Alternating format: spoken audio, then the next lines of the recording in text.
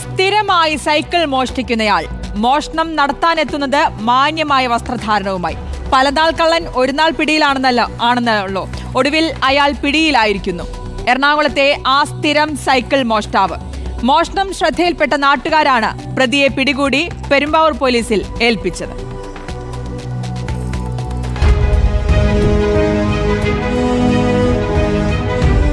ആസാം സ്വദേശി മുഹിമുദ്ദീൻ ഇസ്ലാമാണ് നാട്ടുകാരുടെ പിടിയിലായത്.